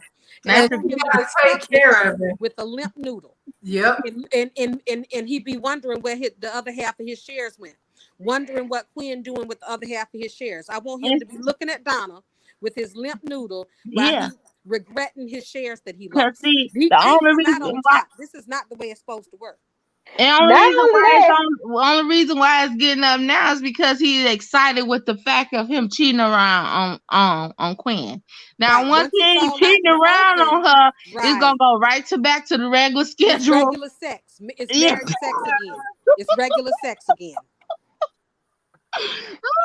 That's gonna be fun too to watch. It'll be just what the hell he deserved with his trifling ass. Yeah, I'm gonna have to get more than just quarter out of the deal. That's just not enough. That's just not enough. Yeah, that is not enough. I don't care if Donna genuinely loves Eric. She's still a honey whore. I don't want to hear the love. Oh, nobody don't get. I mean, who wants to hear about the love the mistress has? Eric is only Katie and Brooke. First of all, her feelings don't matter in this situation. It don't matter. However she feel is null and void. She is the outsider. She don't get to have a feeling. Exactly. She don't get to have nothing but that wet cooter that Eric leaves her with. But that's exactly where all of this is gonna fall apart. See, up until now, Donna has been she's been playing the side piece game. You can't push too hard. You can't go too far. You have to be kind of moderate when you're trying to angle for what you want. But once other people know about what's actually been going on, that all ends. Because here's the thing: on paper, it does come right down to it. So you just gonna sit up here and treat Auntie Donna like a hoe? Yeah, but she's already told Eric she wants to be his wife. Why is anybody concerned about how he's treating the No. Now I'm not talking about us. I'm talking about her family. Okay, her family. I'm talking about her family. Yeah, her family's going to be concerned about that. And fighting to keep her marriage. Her that's because they're hypocrites. That has always had to fight Steffi to have a husband, to even have a damn husband. Because they're hypocrites. So you mean to tell me, I don't want to hear anything from Brooke or Hope and even Katie about Donna and her feelings, because she's the mistress. I'm just gonna be upset. Well, I mean that's it's coming. That's how they're gonna approach it, because they don't give a shit. Let's be real. They don't give a shit about Quinn. They don't. They never have. They're not gonna care about Quinn being screwed over. Care about Quinn. I don't care that they don't care about Quinn either. But again, they shouldn't be sitting up here involved in co-signing on wrecking or help wrecking or co-signing on somebody wrecking a marriage when these two can't keep their own marriages together with both fists. But they're not going to look at it like that. I know, but I look at it like that. I just look at it like that. Of course, we look at it. Of course, we see it like that, and we can see the hypocrisy of co-signing the idea of somebody wrecking somebody else's marriage, and you don't want nobody laying a hand on yours. But what it's going to come down to is that this little game of pretend that Eric and Donna have going on, where they're all in their own little world inside that room, other people knowing about what they're really up to ends all of that. Because here's the thing: Donna and Eric are very, very conveniently lying to themselves about the truth about what they're doing. Okay, they're lying to themselves. They're bullshitting themselves about what they're really doing. What they're having is a nasty, tawdry, trifling as hell affair. Yeah. That's it. From start to finish, that's all it is. You can dress it up as much as you want, but that's actually what they're doing. But because nobody else knows that's what they're doing, they are conveniently allowed to bullshit themselves into thinking that well, we're just together, and I make you happy, and you make me happy, and this precious time we spend together is all this, that, the other, and the third. BS. You can tell yourself lies when nobody else can tell you the truth, but other people knowing what you're doing, you can't carry that same lie the way you've been carrying. In the part that is going to get Eric more than anything is that Donna may have no self-respect, because honestly I don't think she has much to be doing this. I mean, because yeah, I'm sorry, you're meeting some octogenarian for basically unpaid sex at 3 in the afternoon once a week. Yeah, that's not something that tells me you have high self-esteem or high self-worth. It tells me you have the exact opposite. Donna may not have any feelings about her own self-worth, but her people probably do. Her people will probably think you're cheating on your wife and you're treating my auntie or my sister or my whoever like shit. Stop it. Okay? If you're going to ditch your wife, ditch your wife. If you're not ditching your wife, keep your dirty old honey smeared hands off my auntie. But one of the two is because he can tell himself that he's not being this disrespectful as hell to Quinn or disrespectful as hell to Donna, because that's really the truth of this story, regardless of Donna being a tramp behind Eric, okay? Is that Eric is standing up here being flagrantly disrespectful to both of these women. He's treating Donna like an indoor convenience, like an easy whore, and he's taking Quinn for granted and treating her like she's stupid. On both sides of it, regardless of how well he speaks of them, either one of them, he's treating both of them like shit. And the people who are going to end up addressing it like that are going to be the people who find out about what he's really up to. And no, of course, yeah, all of my sympathy goes to Quinn, because yeah, Donna volunteered for this crap, but that's not how her people gonna feel about it. They're gonna feel like he's treating her like a dime store floozy. She's not an unwilling participant. My whole thing of the matter is that this is what she fully signed up for, and this is what they petitioned for her to get last year. And the whole point of it is this is all Eric pulling strings, like he's playing a puppet show. Like, it wouldn't have never worked out if he couldn't have been doing this behind Quinn back. Now, if he had to just let the divorce go through and then took up with Donna, it wouldn't have been exciting. This is why at the end of the day, to me, when it all boils down in the pot, all of this is because Eric was too arrogant to let Quinn walk away with dignity. Quinn, that's it. She couldn't leave how she wanted to. She didn't ask for shit from him. Mm-hmm. And when she signed those papers, she said she wasn't going to apologize anymore. But she does regret what she did to him. It was beautiful. Mm-hmm. He tore up the papers and he dragged her back into a loveless, sexless marriage that he is humiliating her in. I don't give a fuck about Donna. I don't. I really don't give a damn about Eric. What I really care about in this whole story is that it ends the way it's supposed to, with the villains, Eric and his whore, suffering. Oh, they will. Because trust me, they are not the way that this is being storyboarded. This is not being the storyboarding for this is not being set up for Eric and Donna to have a happy ending. That does not look like how it's approaching, because from my standpoint, they're not making Donna nor Eric look sympathetic in this story at all. They look pretty rancid. They look terrible. And I think that's because that's supposed to be the point. They're supposed to look I don't know bad. if it's supposed to be the point, because, when we look at these stories and we see what's happening and what's playing out, I can clearly see that I see a dirty old man cheating on his wife with a cheap hoe. And she's playing the cheap hoe part. That's what I see.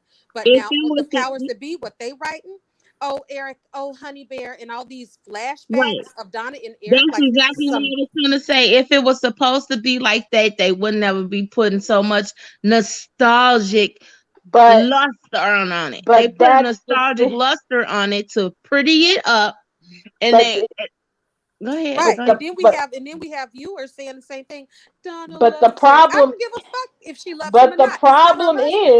But the problem is that luster of nostalgia of the days gone by and what they had, it only works as long as this is between the two of them. Because that's been the big sticking point up until now, is that they've managed somehow, I still don't understand how they've managed this, to keep this completely between the two of them.